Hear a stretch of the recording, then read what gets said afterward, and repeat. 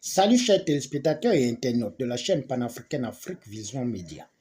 Dans le cadre de notre énième production à l'aube de la 5e République qui marque la fin de la transition, nous recevons le leader syndical et homme intègre Jean-René Yama, aujourd'hui converti en politique grâce à son nouveau bébé, le PNTP, qui a été écarté de la course du 12 avril 2025. Salut Président. Vous venez d'animer une rencontre avec la presse il y a quelques heures. De quoi était-il question? Dans un premier temps, nous avons observé une minute de silence. Comme vous le savez, le 16 avril 2025, nous avons perdu, le Gabon a perdu un ambassadeur de son football à l'international. Donc Aaron Salem Mpenza nous a quittés. À l'issue de cette minute de silence, nous avons tenu à présenter nos sincères condoléances à la famille par rapport à ce décès. Nous avons également fait le point de notre tournée à Libreville, à Port-Gentil, dans le Guelolo, à Matata, à Bembekani, à La Sourville, à Koulamoutou, à Pana, à Dienga. En tout cas, jusqu'au 11 avril, nous avons sillonné le Gabon, peut-être pas dans son entièreté, mais en tout cas une partie du Gabon. Donc, ça s'est bien passé. Et nous avons tenu également à dire que les élections sont passées. Le 12 avril est maintenant derrière nous. Nous devons regarder maintenant devant. Même si c'est vrai que certains sont amers, nous sommes amers, mais nous ne devons pas l'être parce que les résultats qui nous ont été annoncés étaient connus à l'avance. Les choses avaient été faites en amont pour préparer ces résultats. Certaines candidatures avaient été rejetées, donc ces résultats ne nous surprennent pas. Il faut regarder maintenant devant. Alors devant c'est quoi? Devant ce sont les élections locales, ce sont les élections législatives. Le PNTP se met déjà en ordre de bataille. Et nous demandons aux Gabonais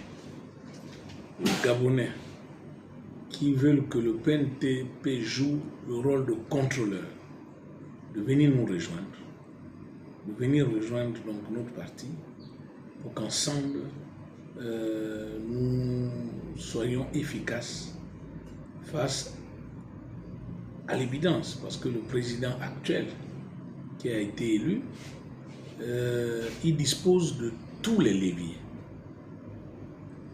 Il dispose de tous les leviers pour exécuter son programme de société. Ce n'est pas le Parlement qui le bloquera, dans un sens comme dans l'autre.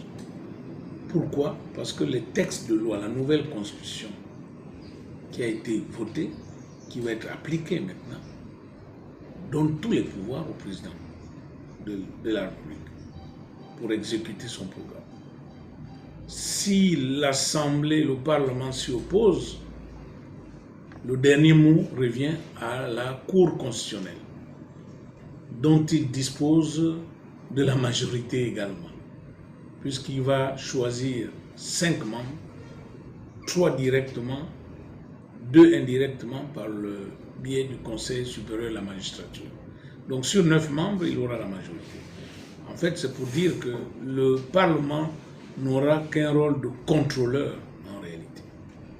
Donc contrôler l'action du gouvernement.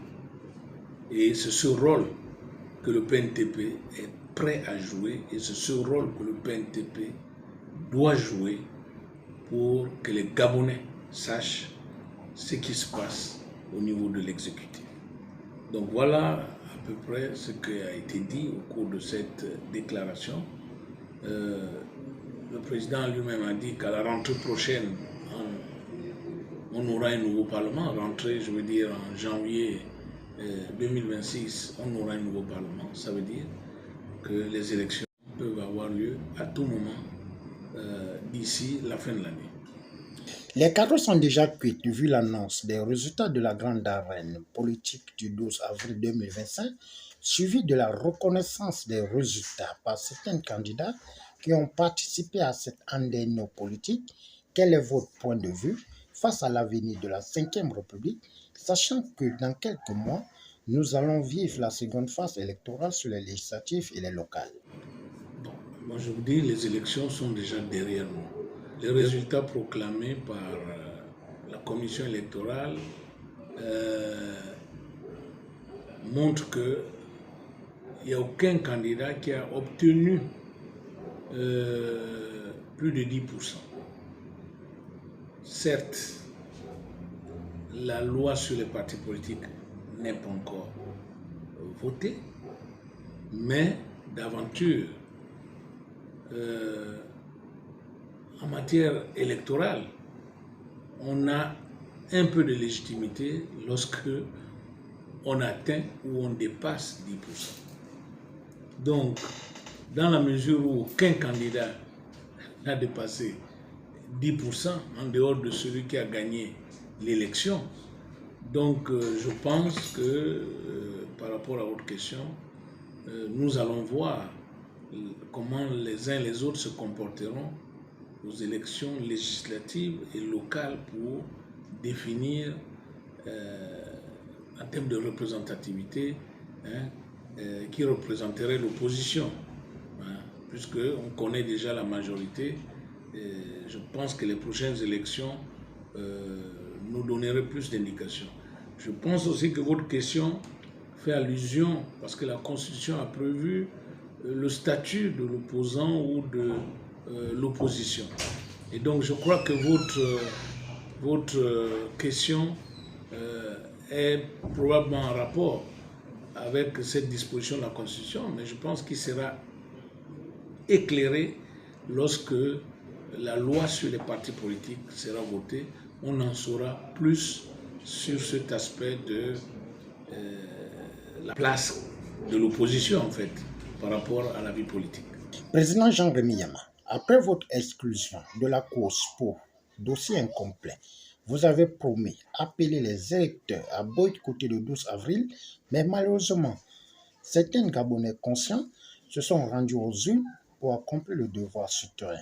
Un mot face au non-respect de cet ordre. C'est vrai qu'on a joué sur les mots. Nous, on n'a jamais appelé, on n'a jamais prononcé le terme boycott, mais nous, on a parlé de l'abstention. Même si ça peut vouloir dire la même chose à premier abord. On a plutôt parlé de l'abstention. Et dans notre déclaration, nous avons bien dit que officiellement l'abstention est de 30%. Et 30%, ça c'est le chiffre officiel. Et si à cette abstention vous ajoutez les 4% de ceux qui ont voté nul, c'est-à-dire qui ne se reconnaissent pas dans ce qui a été fait, vous comprenez que nous ne sommes pas déçus en tant que tels.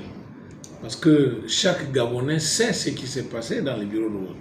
Je ne vais rien dire de plus là, mais je pense que moi, dans mon bureau de vote, le bureau de vote où je suis inscrit, je peux affirmer que les électeurs qui ne voulaient pas aller voter, on les incitait à aller voter moyennant de l'argent. C'est-à-dire, si vous amenez votre carte d'électeur avec la preuve que vous avez voté, on vous donnait quelque chose. Donc, ce qui s'est passé dans mon bureau de vote, s'est passé probablement dans plusieurs bureaux de vote. On a aussi enregistré le bourrage des urnes. Donc, bref, on s'en tient aux chiffres officiels. Les chiffres officiels disent c'est 30%, mais 30%, c'est beaucoup. C'est beaucoup. C'est vrai que on aurait espéré plus, mais 30%, parce qu'en général, enfin, en vérité, dans les 30%, pour la plupart, c'est des gens qui n'ont pas voulu aller ce sont des gens qui n'ont pas voulu aller voter. Donc on n'est pas déçus. Aujourd'hui, le PNTP a un nom et une vision. Quel avenir pour ce parti politique à peine né qui répond déjà aux commodités, à savoir un siège et un poids politique? Quels seront les mécanismes et stratégies pour galvaniser les Gabonais à avoir espoir à votre parti politique? C'est vrai qu'en matière de stratégie, on ne peut pas en parler publiquement. Mais ce que je peux dire aux Gabonais, c'est que le PNTP incarne une nouvelle vision de la politique gabonaise. Ça incarne de nouveaux concepts, ça incarne de nouvelles valeurs. Et donc, c'est une invitation tout simplement à nous rejoindre. C'est une invitation à nous rejoindre, à rejoindre le PNTP, à venir adhérer au PNTP et ensemble, nous allons dessiner les contours des prochaines élections législatives et locales. Donc c'est vraiment une invitation que les Gabonais ne se découragent pas, que les Gabonais ne se résignent pas. Nous avons une offre à proposer aux Gabonais et nous voulons que vraiment les Gabonais, que ce soit ceux du continent ou ceux de la diaspora, vraiment qu'ils se joignent au PNTP. Président Jean-Rémy Miama, merci d'avoir accordé à notre média cet entretien sans filtre. Malgré votre programme très chargé, quel est votre mot de fin à cette production Vitrine 241? C'est presque le résumé de ce que j'ai déjà dit. Les élections sont derrière nous. La vie politique ne s'arrête pas là. Nous avons les prochaines échéances. Et pour ces échéances-là, chers compatriotes, nous devons tout faire pour que le Parlement, c'est-à-dire les deux chambres, ne tombent pas dans les mains de la personne à qui vous avez donné l'exécutif. Parce que le principe de la séparation des pouvoirs voulu par le régime présidentiel voudrait que la coloration de l'Assemblée ou du Sénat et de l'Assemblée nationale, cette coloration soit différente de la coloration de l'exécutif dont on connaît déjà la couleur.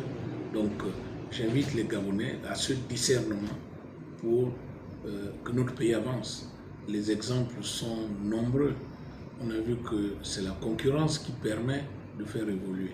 Lorsqu'on n'avait qu'un opérateur téléphonique au Gabon, vous avez vu comment les prix avaient grimpé.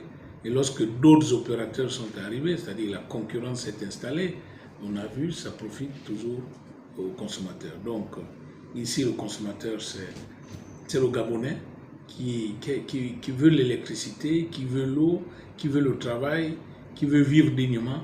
C'est lui le consommateur, c'est lui qui doit être gagnant dans le débat politique.